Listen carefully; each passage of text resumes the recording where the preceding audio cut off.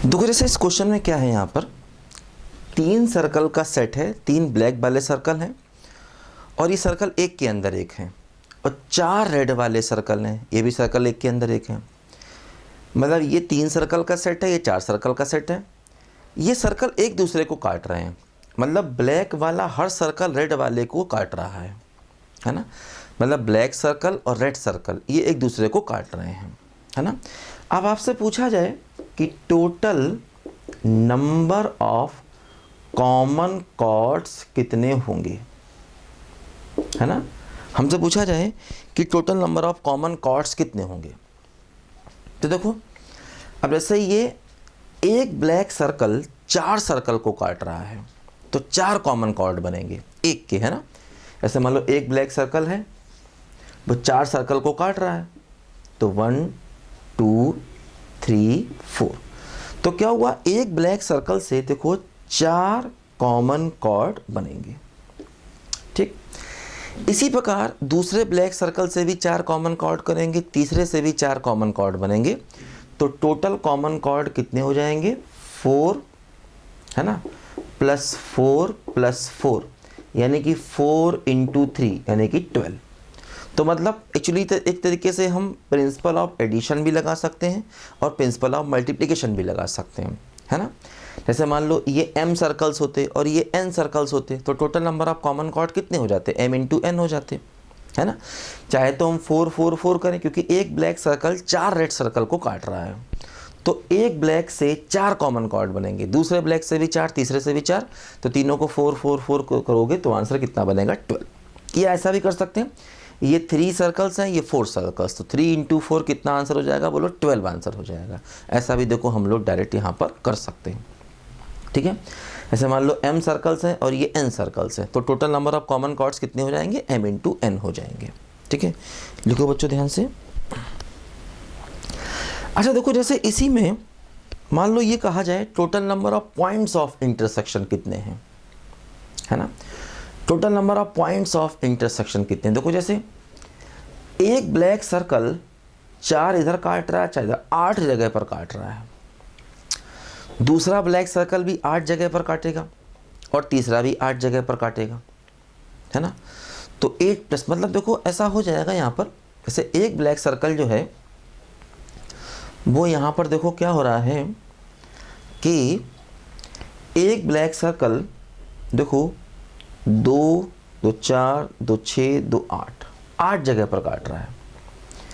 एक black circle देखो, है ना, रेड सर्कल को काट रहा है, तो 8 पॉइंट ऑफ इंटरसेक्शन बन रहे हैं, ठीक है। तो देखो क्या हो रहा है, इसको ऐसे भी हम कर सकते हैं। एक तरीका तो ये, मान लो हमसे कहा जाए कि total number of points of intersection, मान लो ये क्वेश्चन पूछा जाए, तो हम कह सकते हैं एक ब्लैक सर्कल देखो, एक्चुअली एक ब्लैक सर्कल हर एक रेड सर्कल को 2 जगह काट रहा है, तो एक black circle total 8 point of intersection बना रहा है, दूसरा भी 8 और तीसरा भी 8, तो 24 हमारा आंसर हो गया। देखो यही क्वेश्चन हम ऐसे भी कर सकते हैं कि 3 सर्कल वो हैं, तो 3 में से कोई एक सर्कल लो, 4 ये हैं, 4 में से कोई एक सर्कल लो, है ना।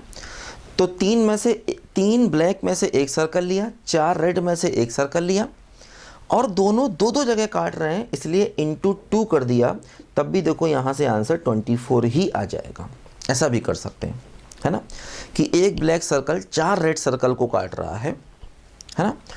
तो क्या हो रहा है देखो, और वो 2 जगह काट रहा है, तो जैसे आपने यहाँ से एक ब्लैक सर्कल लिया 3C1 और यहाँ से रेड सर्कल लिया 4C1, तो 3 में से वहाँ से कोई एक लिया, 4 में से वहाँ से कोई ले गया, लेकिन जब 2 सर्कल आ रहे हैं तो वो दोनों 2 जगह पर काट रहे हैं, तो इसलिए × 2 कर दिया, है ना। जैसे लाइंस के केस में क्या होता था, है ना, जैसे 2 लाइंस आपस में काट रही हैं तो हम क्या करते थे, एक लाइन यहाँ से ली, एक लाइन वहाँ से ली, ठीक है।